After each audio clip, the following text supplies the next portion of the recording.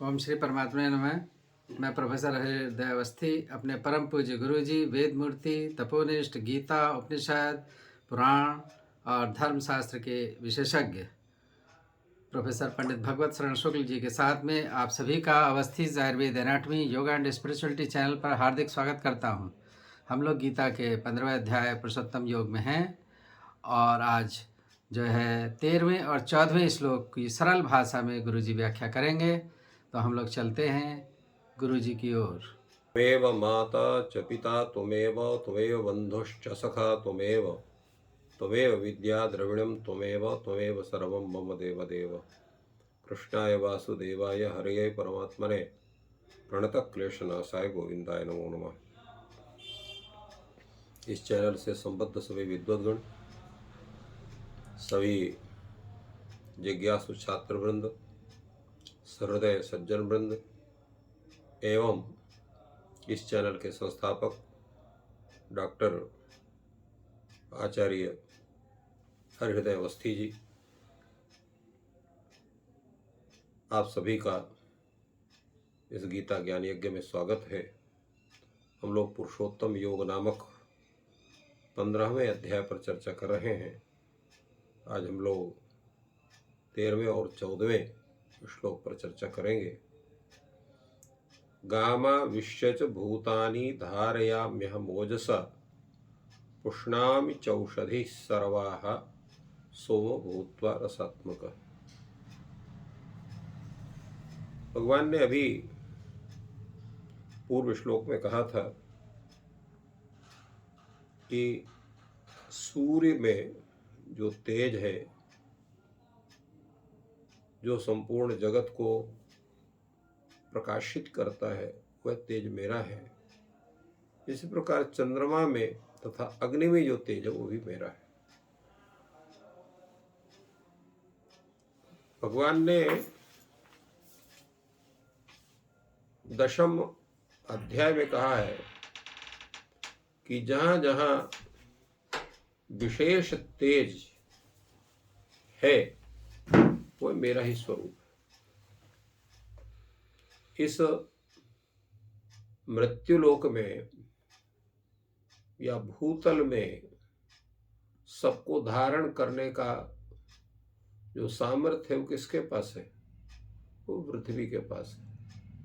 अगर पृथ्वी ना हो तो हम लोगों की स्थिति ही नहीं बनेगी, किसी भी प्राणी की स्थिति नहीं बनेगी। तो संपूर्ण विश्व को धारण करती है पृथ्वी। अब प्रश्न ये होता है कि पृथ्वी को इतनी शक्ति कहां से प्राप्त होती है? भगवान कहते हैं कि पृथ्वी में जो धारणा शक्ति है,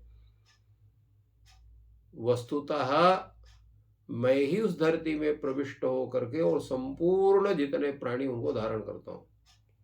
घाम आविश्य च भूतानि धारयाम्यहं ओजसा, ओजसा शक्त्या।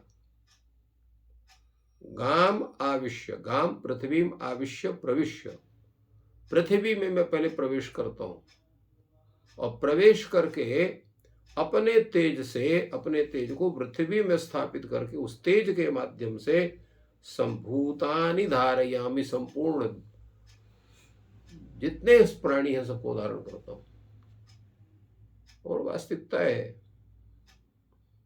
कि जो ये शक्ति है पृथ्वी की असीम शक्ति है। संपूर्ण सागर, संपूर्ण पर्वत श्रृंखलाएं जितनी हैं, अनेकों नदियां हैं, अनेकों मनुष्य हैं, अनेक प्राणी हैं। जैसा हम पहले कहते हैं कि 84 लाख योनि के अनेक प्राणी हैं। एक योनि में न जाने कितने लोग हैं, अरबों लोग हैं। और फिर 84 लाख में अगर अरब से आप 1 अरब भी अगर मान लिया जाए और उनका गणना करें तो कितनी संख्या होगी। तो ये सबको पृथ्वी धारण करती है, परंतु किसके तेज से? भगवान श्रीमन्नारायण के तेज से। भगवान स्वयं कहते हैं कि मैं पृथ्वी में प्रविष्ट होकर के अपनी शक्ति से संपूर्ण प्राणियों को धारण करता हूं। अब एक प्रश्न ये होता है कि साधारण ये जितने भी पेड़ हैं, पौधे हैं, गुल्म हैं, लताएं हैं, इनमें रोग नाशक सामर्थ्य कहां से प्राप्त होता है? उसके लिए भगवान कहते हैं कि पुष्णामि चौषधि सर्वा सोम भूत्वा रसात्मक। वस्तुतः सभी औषधियों में एक रस है, जीवनदायक रस जो उसमें बैठा हुआ है। तो वो जीवनदायक रस जो उन औषधियों में बैठा हुआ है, प्रत्येक औषधियों में, वो कहां से आ रहा है? वो कहा सोम से आ रहा है। सोम कैसा है? रसात्मक है। विविध रस को वो अपने में समाहित किए हुए है। और वो रस कैसा है? जो अमृतत्व से युक्त है। और उसी रस के माध्यम से जितने औषधियां हैं वो सब पुष्ट होती हैं, वो भी रसात्मक हो जाती हैं। और उनका सेवन करने से व्यक्ति के शरीर में स्थित, मन में स्थित जो भी रोग है वो समाप्त होता है। और उन औषधियों की जो पुष्ट होती हैं वो सोम से पुष्ट होती हैं। और सोम कौन है? भगवान कहते हैं कि रसात्मक सोम भूत्वा।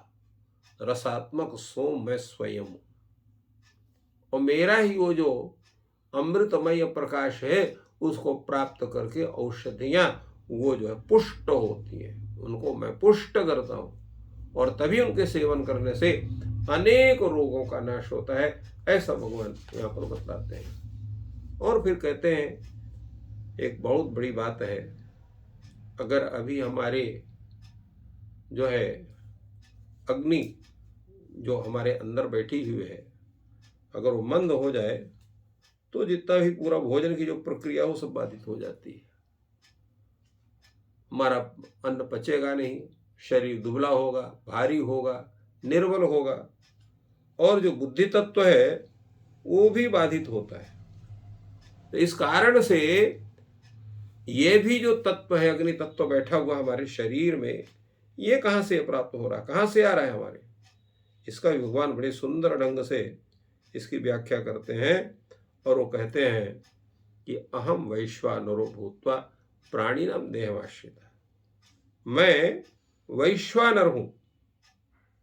यहां पर वैश्वानर शब्द अग्नि के लिए है, विशेष करके जठराग्नि के लिए वैश्वानर शब्द। तो वैश्वानर शब्द का जो तात्पर्य यहां पर क्या है? तो यहां वैश्वानर जो शब्द है वह संपूर्ण प्राणियों को वो जो है सशक्त बनाता है उनको, ये वैश्वानर है। तो अब वहां जो है सर्वाणि भूतानि अरः प्रत्युतः प्रतिगतः प्रविष्टति इति विश्वानरः प्राणः। विश्वानरः अग्नि, विश्वानर प्राण है, और उससे जो जन्य है वो वैश्वानर अग्नि है। तो वैश्वानर जो अग्नि है वो प्राणियों के प्रदेश को हम लोग जठराग्नि कहते हैं। तो जठराग्नि के रूप में भगवान संपूर्ण प्राणियों के देह में स्थित रहता है। और वो पचाम्यन्न प्राणापान समायुक्त। वो वैश्वानर कैसे है? प्राण, अपान और समान वायु से युक्त है। और पचाम्यन्नम चतुर्विधम, 4 प्रकार से अन्न को पचाता है। क्योंकि हम जो हमारे जो भक्ष्य पदार्थ कैसे हैं? भक्ष्य, भोज्य, लेह, चोष, ये 4 प्रकार के हैं। भक्ष्य वो है जिनको हम चबा करके खाते हैं, जैसे ओदन है, करपट्टिका है इत्यादि। इसी तरह से जिसको हम निगल कर खाते हैं वो भोज्य है, जैसे अनेक प्रकार की ऐसी चीजें हैं जिनको हम निगल करके खाते हैं। इसी प्रकार जो है जैसे दूध है, पानी इत्यादि है। और लेह्य जिसको चाट कर खाते, जैसे चटनी हो गया, शहद वगैरह हो गया, ये सब क्या है? जो लेह्य पदार्थ है। और चोष जिसको चूस करके खाया जाता है, जैसे आम्रफल है उसको चूस करके खाते हैं। इसी तरह से गन्ना का है उसको भी चूस करके खाते हैं। तो इस प्रकार के जो 4 प्रकार के अन्न हैं उनको सब पचाने वाला कौन है? वैश्वानर। वैश्वानर कौन है? तो प्राणिनाम नाम देहमाश्रितः अहम अर्थात परमात्मा। तो परमात्मा ही है जो वैश्वानर होकर के, वैश्वानर शब्द का यहाँ पर अग्नि है और अग्नि से तात्पर्य है जठराग्नि। तो जठराग्नि के होकर के और उसमें प्राण वायु, अपान वायु, समान वायु, इन सभी वायुओं से युक्त होकर के, क्योंकि प्राण और अपान यही दोनों वायु जब वैश्वानर अग्नि जो है उनसे युक्त होती है तो प्रज्वलित होती है। इसलिए प्राण वायु अगर गड़बड़ा गया या अपान वायु गड़बड़ा गया तो ही मंदाग्नि होने की संभावना बनती है। इसलिए प्राण वायु, अपान वायु दोनों से संयुक्त होकर के ही वैश्वानर जो अग्नि है, जठराग्नि है, वो 4 प्रकार के अन्नों को पकाती है। इसलिए आपका पेट में कभी वायु का जो विकार होता है तो कब होता है? जब जठराग्नि से उस प्राण वायु का, अपान वायु का संबंध सही ढंग से नहीं बैठता। यह आयुर्वेद का विषय है। अगर प्राण वायु का संबंध अग्नि से नहीं है, अपान वायु का संबंध अग्नि से नहीं है, तो आपको मंदाग्नि होता है। तो इसलिए अनेक प्रकार के जो भोज्य पदार्थ हैं, जब उनका गलत सेवन होता है तो गलत सेवन होने के कारण वायु का विकार होने से जठराग्नि के साथ संबंध प्राण वायु का और अपान वायु का नहीं होता है। इसलिए भगवान ने कहा प्राणापान समायुक्त वैश्वानरः। प्राण शब्द प्राण वायु और अपान वायु इनसे समायुक्त, सम्यक्तया युक्त, पूर्ण रूप से युक्त होना चाहिए। अर्थात प्राण वायु का संबंध जठराग्नि से होना चाहिए। बीच में जब हम अधिक भोजन करते हैं जो है, जरूरत से अधिक भोजन करने से प्राण वायु का, अपान वायु का संबंध जठराग्नि से टूटता है। तो टूटने से वायु विकार आदि होते हैं, मंदाग्नि की स्थिति बनती है, भोजन का शीत से पाक नहीं होता है और व्यक्ति के अंदर एक प्रकार की दुर्बलता या रोग उत्पन्न होते हैं और शरीर रुग्ण हो जाता है। तो कितने सुंदर ढंग से, वैज्ञानिक ढंग से भगवान ने इसको बतलाया कि अगर आपको अपने शरीर को स्वस्थ रखना है तो प्राण वायु का, अपान वायु का संबंध जठराग्नि से बनाना है, तभी संपूर्ण पाक होगा। पाक होने के कारण जितने अनेक प्रकार की जो रसोत्पत्ति होती हैं तत्त भोजन के द्वारा वो संपूर्ण शरीर को प्राप्ति होंगी, तो शरीर पुष्ट होगा, शरीर शुद्ध रहेगा, मन शुद्ध रहेगा, तो संपूर्ण शरीर का जो है आपका वो पूरे विचार, पूरे कार्य शुद्ध होंगे। तो इस तरह से भगवान ने हम लोगों को अपने इस उपदेश के द्वारा उपकृत किया। तो इस प्रकार गुरु जी ने बहुत ही सुंदर विश्लेषण किया। भगवान ने इन श्लोकों में बताया है कि वह वैश्वानर हैं, यानी कि अग्नि हैं। तो शरीर में जो अग्नि है वो मूल रूप से ईश्वर ही है। और आयुर्वेद में भी ये कहा गया है कि जब तक अग्नि है तब तक जीवन है, और जैसे ही अग्नि क्षीण हो जाती है, समाप्त हो जाती है, तो मृत्यु हो जाती है। तो बहुत ही महत्वपूर्ण ये है।